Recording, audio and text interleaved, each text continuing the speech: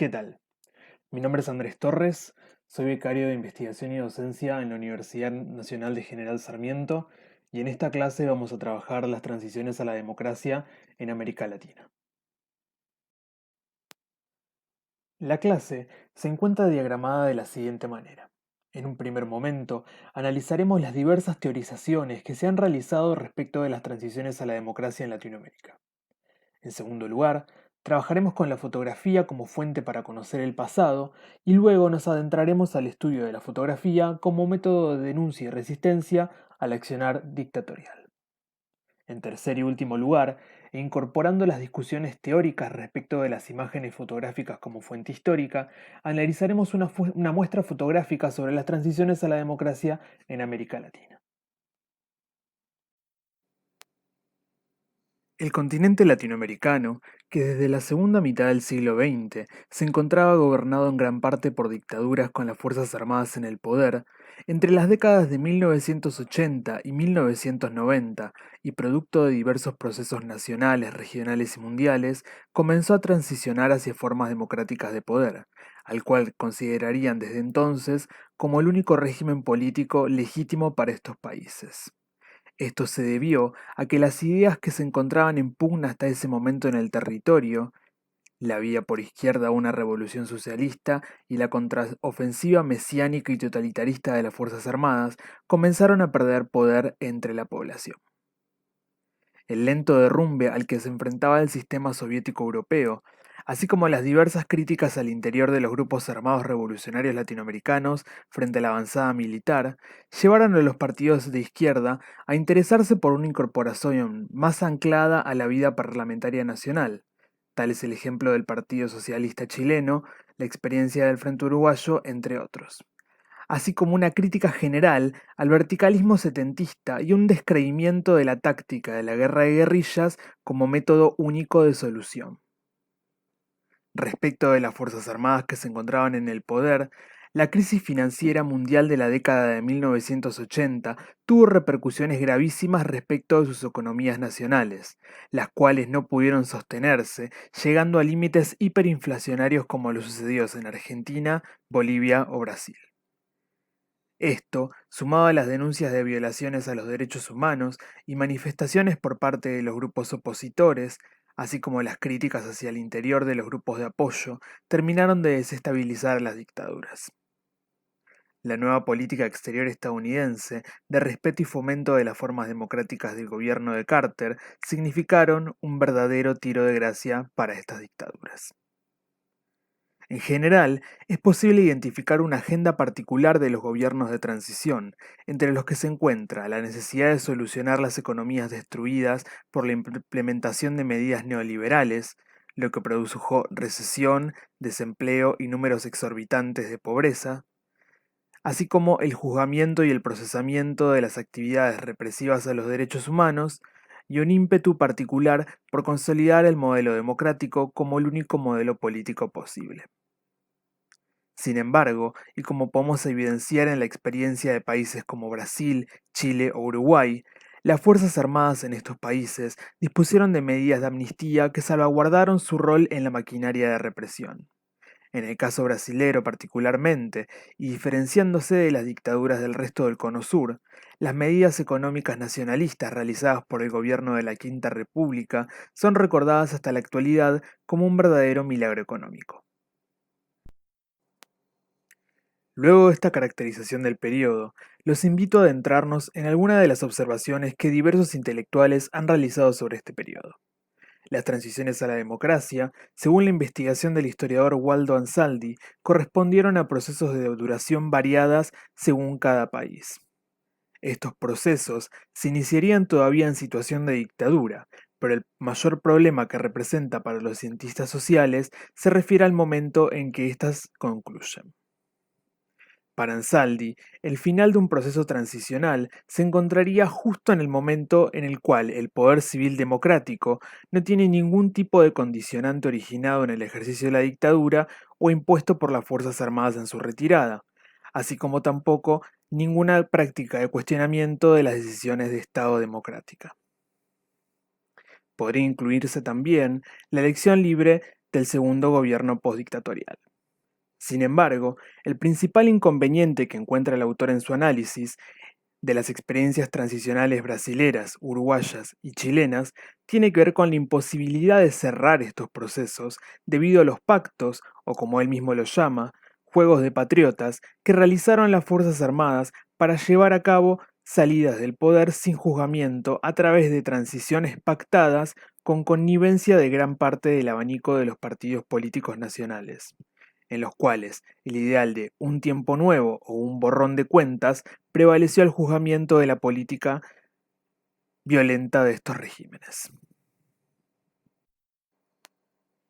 Prestando atención también a los gobiernos de la transición, el sociólogo Manuel Garretón se propone analizar las formas desde las cuales los gobiernos de la transición se proponían establecer un núcleo básico de instituciones democráticas que resolvieran los problemas de la gobernabilidad, así como la canalización de conflictos y la creación de nuevos lazos entre la población y el Estado sin tener que recurrir a los mecanismos e instituciones propiamente dictatoriales. Según Garretón, este rasgo es un elemento novedoso en la política latinoamericana propia de la década de 1980, que se distancia del tradicional confrontamiento de proyectos ideológicos globales antagónicos que buscaban la transformación o conservación de la sociedad como conjunto. Esta forma novedosa de pensar la política, sin embargo, se encontraría relacionada con la idea de ruptura impuesta por parte de los gobiernos militares de los 60 y los 70, de aquello que la ciencia política ha denominado como matriz sociopolítica clásica, caracterizada por los impulsos nacionalistas, desarrollistas o modernizadores, al tiempo que por una industrialización orientada al mercado interno como un rol central del Estado. Los sueños de las Fuerzas Armadas de generar una sociedad alternativa en que mercado y coerción reemplazaran al Estado y a la política se dieron paso al mero desmantelamiento y desarticulación de la sociedad previa. Analizándolos en conjunto, todos estos regímenes dictatoriales fueron exitosos en su intento por desmantelar a los sectores sociales movilizados política o insurreccionalmente, mientras que fracasaron en eliminar a las fuerzas políticas de la sociedad precedente. Esta incapacidad de generar un régimen político permanentemente legitimado por su carácter autoritario obligó a las dictaduras a abrirse a fórmulas que implicaran algún tipo de invocación democrática posterior. En tal sentido, estas transiciones fueron precedidas siempre por una combinación de negociación y movilizaciones. Para Garretón, esto se relacionaría con la existencia de marcos institucionales al interior de las dictaduras, las cuales se plantearon en algún momento la opción por la continuidad o el término del régimen. De esta manera, no hay transiciones democráticas bajo regímenes militares e institucionales sin un triple juego de negociación, presión popular o institucionalidad que definan la fórmula del cambio de régimen. De lo dicho anteriormente, pueden desprenderse algunas ideas. En primer lugar, esto le permitió a las Fuerzas Armadas no tener que retirarse por medio de una derrota, y en segundo lugar, al pactar transiciones con condiciones de salida del poder para las Fuerzas Armadas, se cayó en la trampa de no romper por completo con el modelo dictatorial, permitiendo mantener formas sutiles de autoritarismo durante los gobiernos democráticos posteriores. Claro ejemplo de esto es la experiencia chilena. Sin embargo, el principal interés de Garretón se centra en el rol que los diversos actores sociales realizaron durante estos procesos de democratización. En el periodo anterior a las dictaduras militares, el rol de los actores sociales era diverso, concentrándose en un gran movimiento social central que abarcaba, más allá de sus particularidades, a los diferentes movimientos sociales concretos. Durante la fase terminal de los gobiernos dictatoriales, estas organizaciones debieron enfrentarse a la tarea de reconstrucción del tejido social destruido por el autoritarismo y las reformas económicas, mientras que redireccionaban todas sus acciones al combate por el término del régimen, politizando todas las demandas sectoriales de estos actores, aunque las mismas no fuesen específicamente políticas. En lugar de los movimientos organizados predictatoriales, la principal acción colectiva durante esta etapa de transición fueron las movilizaciones sociales, destacándose la figura de los movimientos por los derechos humanos en cada país. La orientación más instrumental aparece cuando los movimientos piden el fin del régimen y su reemplazo por uno democrático, a través de una fórmula institucional de transición que asuma e involucra a todas las diferentes expresiones previas de acción colectiva, como lo ilustra el movimiento de elecciones directas en el caso brasileño. A continuación, incorporaremos herramientas teórico-metodológicas que nos servirán para analizar las facetas de propaganda, así como denuncia de estos regímenes. Muchas han sido las reflexiones por parte de las ciencias sociales suscitadas por la aparición de la fotografía desde su invención en el siglo XIX. Sin embargo, y debido a su incorporación masiva a las sociedades modernas desde la segunda mitad del siglo XX, la fotografía ha sido objeto de análisis de diversos intelectuales. En esta clase analizaremos la forma en que desde la semiología y la historia es posible abordar el pasado a través de las fotografías. Roland Barthes fue un filósofo, ensayista y semiólogo francés perteneciente a la escuela estructuralista, y su principal aporte al estudio de las letras reside en el papel fundamental que tiene el individuo en la interpretación de estas. Esto quiere decir que el sentido de cualquier obra no descansa entonces en la intención de quien la haya realizado, sino de las múltiples miradas que le otorga quien la consume.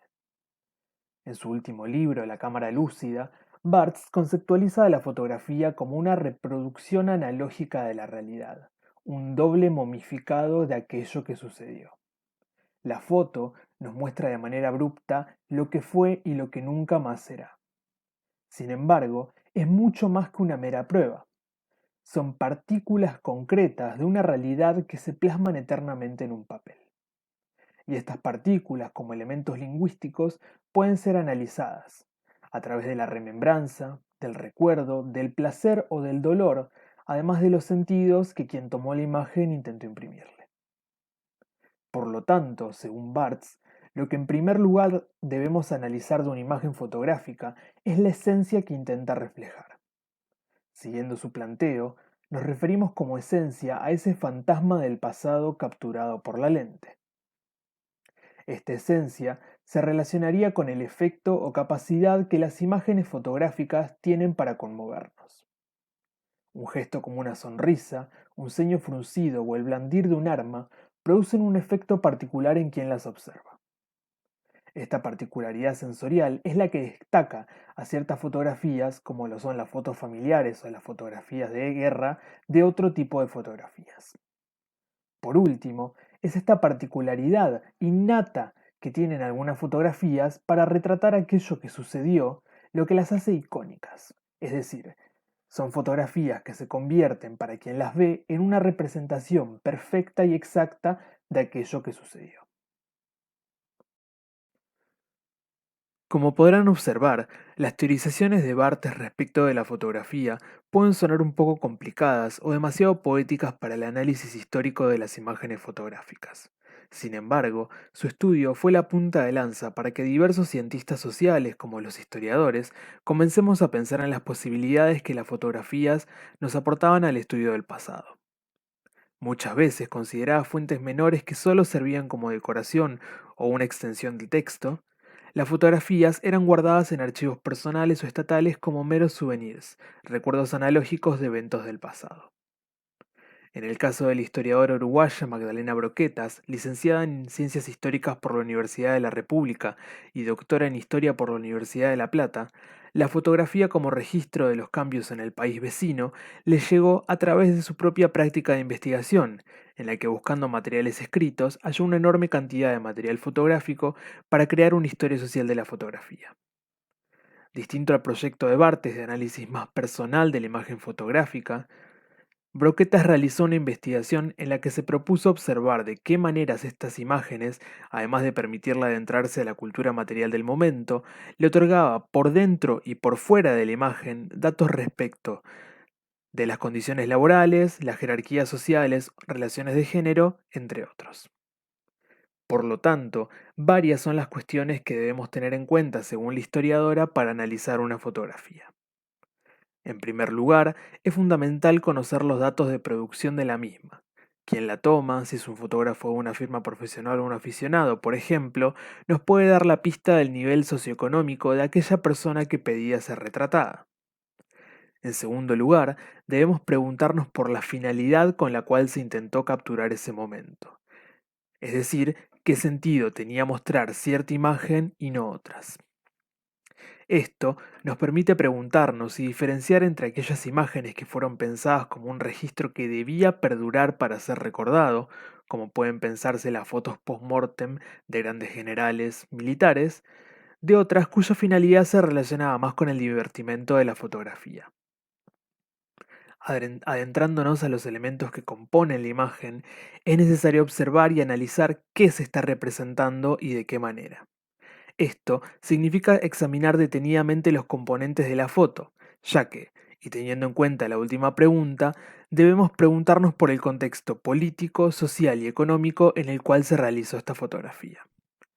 Esta última pregunta permite que quien investiga el pasado pueda relacionar los datos otorgados por estas imágenes, pudiendo relacionarlas y cruzarlas con otro tipo de fuentes para entender más acabadamente un periodo o situación particular. Si tenemos en cuenta las reflexiones sobre las cuales estuvimos trabajando anteriormente,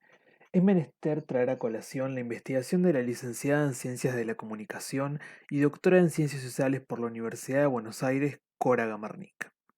Especialista en medios gráficos argentinos, la autora se propuso indagar qué representaciones se hacían a través de la fotografía las dictaduras de Chile, Uruguay y Argentina. Es en la realización de esta investigación que Gamarnik observa cómo desde los aparatos comunicacionales intervenidos por los gobiernos de Pinochet, Bordaberry y Videla, y como fue analizado en la clase anterior en torno a los planteos de una acción psicológica en el marco de una guerra contra la subversión, una de las primeras medidas en torno a la comunicación se desarrolló a través de la producción de material panfletario y de publicaciones en los medios gráficos masivos, en el cual, a través del uso de las imágenes, las dictaduras de estos tres países elegían representar su proposición como salvaguardas del orden y la tranquilidad. Diversas escenas entre el ayer caótico de la experiencia socialista chilena y el hoy pacífico de comercios abiertos, una Argentina en la que los integrantes de las Fuerzas Armadas juegan con niños, o los militares uruguayos retratados realizando una acción social, inundaban los medios de comunicación de estos países, intentando generar una imagen de orden que, en palabras de los propios militares, destruyera la doctrina marxista y creara un sentido común favorable a los regímenes. Sin embargo, y conforme fueron avanzando las experiencias dictatoriales, y además teniendo en cuenta la caracterización del periodo de administración de crisis recurrentes de Manuel Garretón, los periodistas profesionales que trabajaban para los medios intervenidos, así como aquellos que habían tenido que exiliarse, comenzaron a utilizar las imágenes como una contraofensiva al mensaje que se intentaba mostrar por parte de las Fuerzas Armadas. La Asociación de Fotógrafos Independientes en Chile o el Grupo de Reporteros Gráficos en Argentina nos permiten pensar en las diversas maneras en las que se llevaban a cabo diversas formas de resistencia a estas dictaduras, tales como el envío al exterior de fotos que contenían la violencia paramilitar desplegada sobre el cuerpo social, así como la fotografía irónica, convirtiéndose así, en palabras de la autora, en armas de contrapoder con la cual romper con los sentidos comunes que las dictaduras intentaban imponer. En el caso particular de este tríptico de fotos, las mismas corresponden a fotografías obtenidas de los archivos personales de reporteros, que sabiendo que no podrían publicar estas fotos en este contexto, decidían retratarlas de igual manera. De esta manera, y siguiendo el planteo de Barthes, como autores de estas obras, los reporteros gráficos decidían representar de manera sarcástica a las figuras responsables de la muerte de cientos de miles de argentinos.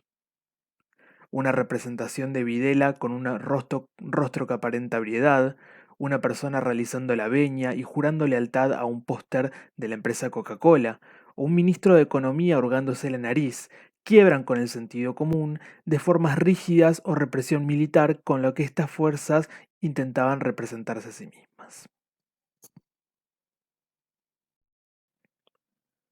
Como estuvimos analizando a lo largo de esta clase, la presencia mayoritaria de regímenes democráticos en América Latina es una realidad insoslayable. pero la combinación de luces y sombras en este mismo mapa no permiten una celebración fácil.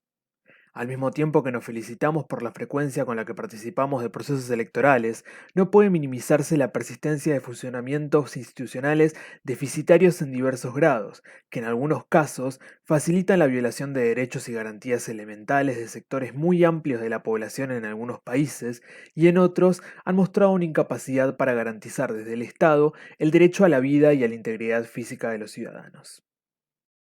En 2010, los miembros de la Coalición Internacional de Sitios de Conciencia, participantes de la Red Latinoamericana, se propusieron componer una exhibición de fotografías que abordara a través de las imágenes momentos particularmente relevantes de la historia política de nuestros países en el pasado reciente.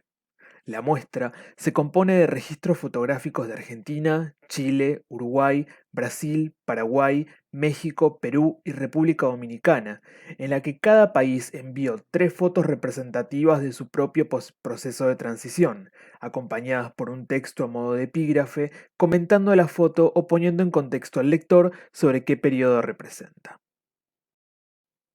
Se trató de una tarea grupal que llevaron adelante las instituciones en cada país para elegir aquellas imágenes más representativas o emblemáticas de las transiciones de gobiernos autoritarios o de dictaduras hacia la democracia, de transiciones de conflictos armados internos a procesos democráticos o, por caso, imágenes de aquellos momentos considerados hitos, fracturas o puntos de inflexión en la historia social y política de las últimas décadas. Como toda tarea colectiva, la elaboración de la exhibición de esta muestra no fue una tarea sencilla, debido a factores de orden práctico derivados de una realización a distancia, pero también al esfuerzo por encontrar los acuerdos entre miradas distintas dentro de cada país para construir una selección representativa. Al diseñar la actividad, se propuso un objetivo doble. En primer lugar, ensayar la posibilidad de generar una exhibición itinerante que a través de mecanismos muy simples pudiera ser impresa y exhibida en cada uno de los sitios miembros de la red y en otras instituciones. El segundo objetivo fue provocar un debate sobre las formas en que representamos, en las muestras y exhibiciones, las transiciones o los hitos que marcaron etapas en esta historia reciente que pretendemos contar. Lo interesante de analizar esta muestra, además de las fotografías que la componen, es la tarea de discusión y selección de las imágenes que representarían a cada país.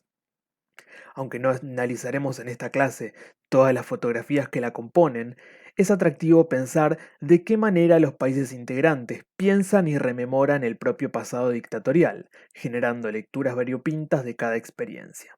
Por ejemplo, la comitiva encargada de seleccionar las fotografías correspondientes a la transición a la democracia en Argentina eligió fotografías que exceden al marco temporal trabajado en estas clases, es decir, posteriores a la consolidación del sistema democrático dictatorial,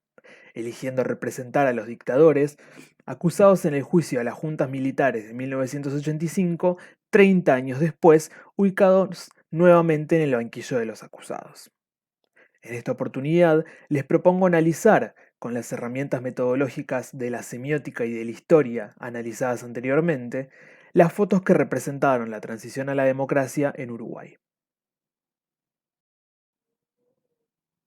En primer lugar, les propongo que analicemos los elementos que componen esta imagen. En la misma, podemos observar a un hombre acompañado por una mujer en un balcón de edificio rodeado por personas con cámaras.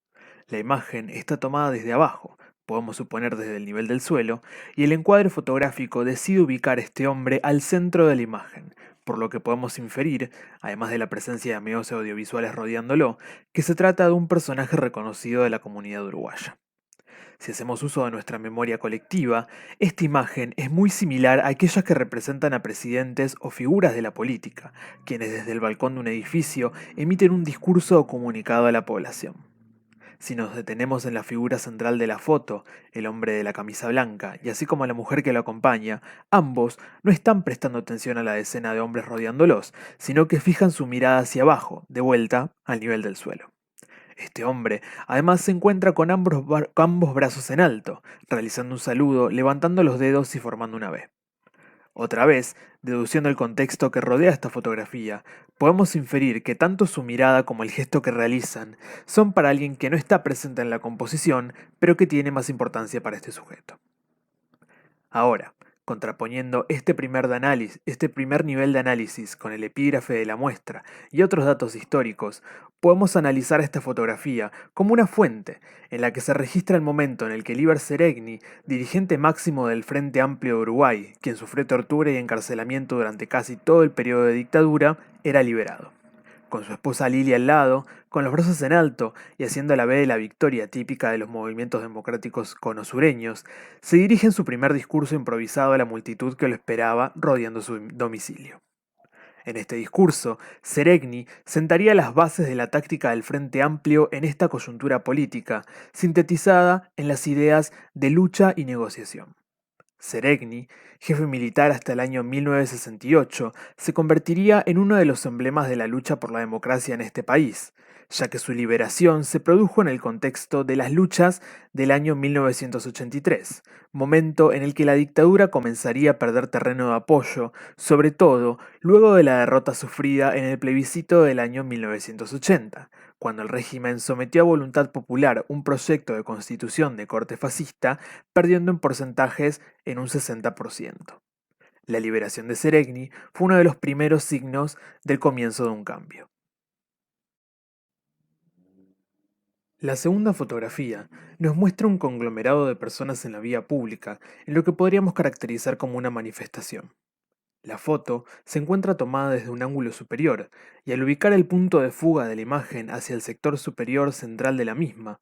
y a su vez utilizando como referencia las arboledas que circunscriben la escena, permite que quien la vea obtenga una sensación de distancia y profundidad entre los objetos. Si analizamos esta foto teniendo en cuenta los elementos que se encuentran más al fondo de la misma, es posible observar una multiplicidad de banderas y pancartas, pero debido al amontonamiento de las mismas no resultan legibles al ojo desnudo. Conforme nos vamos acercando a las primeras líneas de personas, es posible leer ahora una pancarta sostenida por mujeres con pañuelos en sus cabezas con la consigna Madres de uruguayos desaparecidos en Argentina, presente.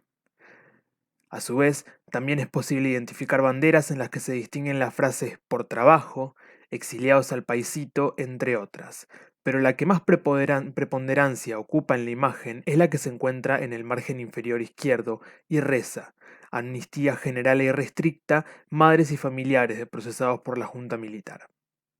Debajo de esta, un hombre sostiene un cartel hecho a mano que, con errores de ortografía, dice: Dios bendiga Uruguay, Dios bendiga a la clase obrera y la democracia esperada.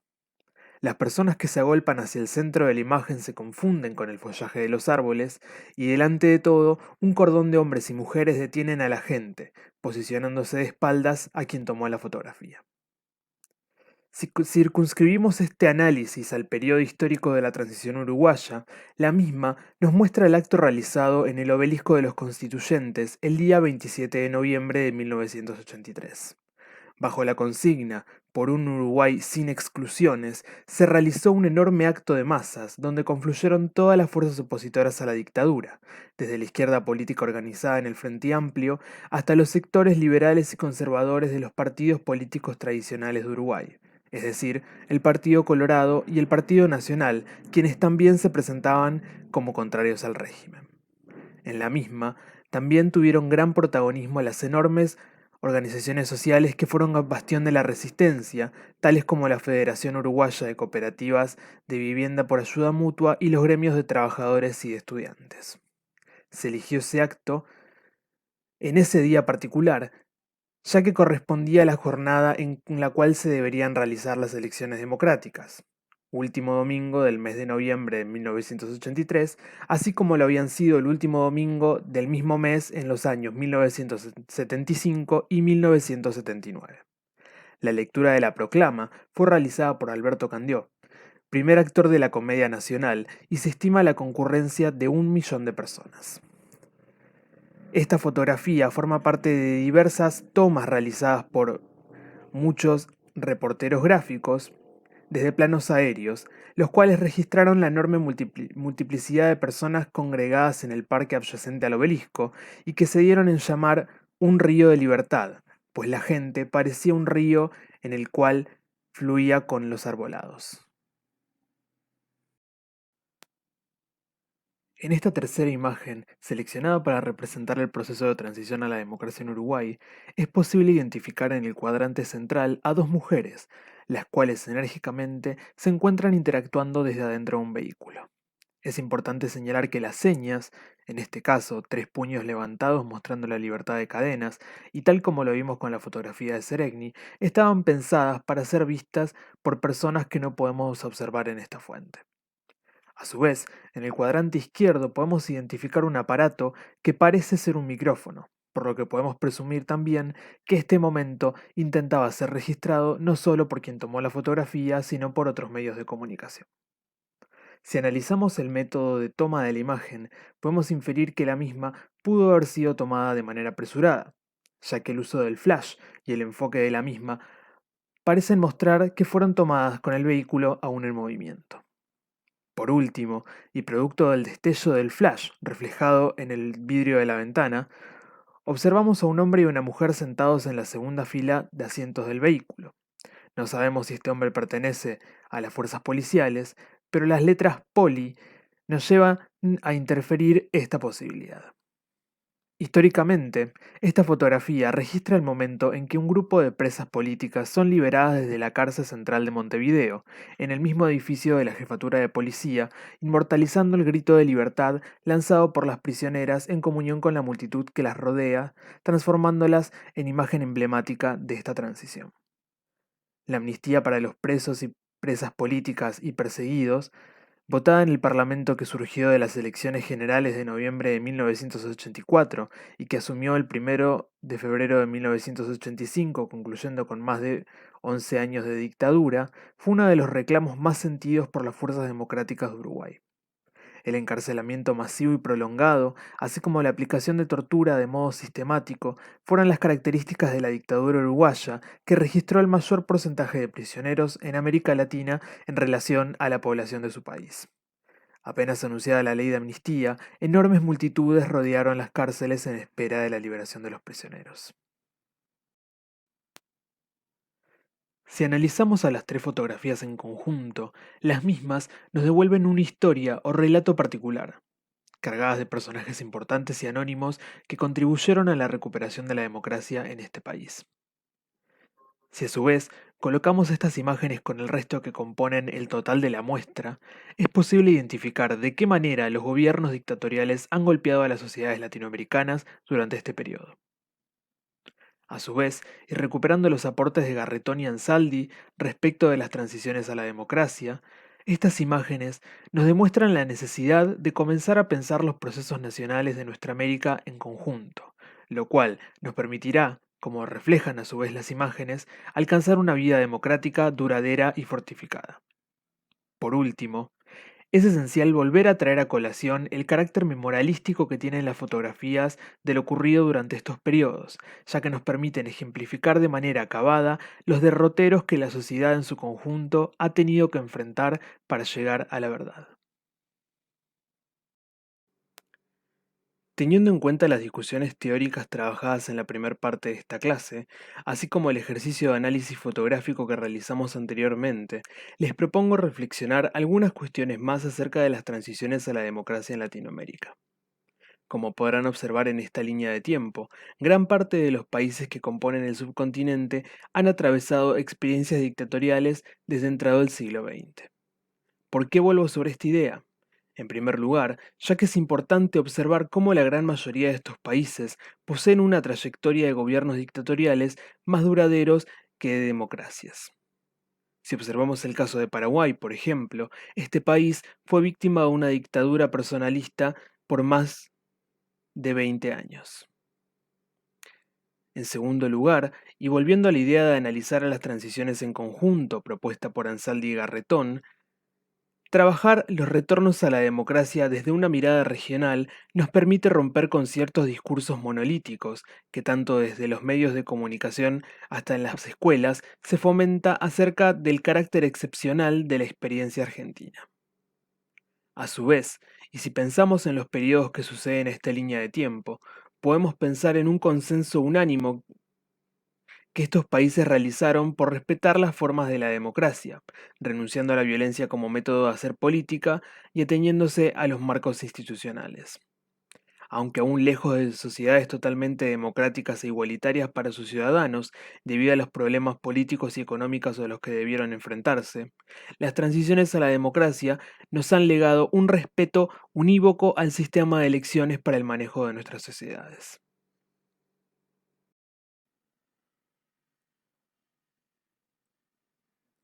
Por último, y tanto en la descripción de este video como en el archivo que les estaremos enviando a través del aula virtual, van a poder encontrar una serie de links y recursos para seguir trabajando esta temática. En primer lugar, van a poder acceder a la muestra completa de transiciones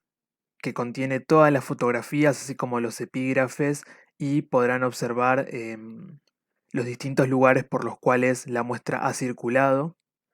En segundo lugar, podrán encontrar links a documentos oficiales respecto de la violencia represiva estatal, tales como el informe RETIC realizado en Chile o el informe final realizado en Paraguay. En tercer lugar, les estaremos compartiendo un link a una entrevista a la historiadora Magdalena Broquetas titulada La fotografía como fuente, en la cual se explaya respecto de la temática de la utilización de fotografías como fuente válida para el estudio del pasado. En cuarto lugar, van a poder encontrar un link al programa Dictadura y Propaganda del ciclo Tramas de la Universidad Nacional de General Sarmiento, en el cual se entrevistó a Cora Gamarnik respecto de sus investigaciones. En quinto lugar, van a poder encontrar un link al Centro de Fotografía de Montevideo, así también como al grupo de estudios en fotografía contemporánea, arte y política, dedicados al estudio de la fotografía en la historia. Y en sexto y último lugar, van a poder encontrar una carpeta con materiales para trabajar las transiciones a la democracia en la escuela secundaria.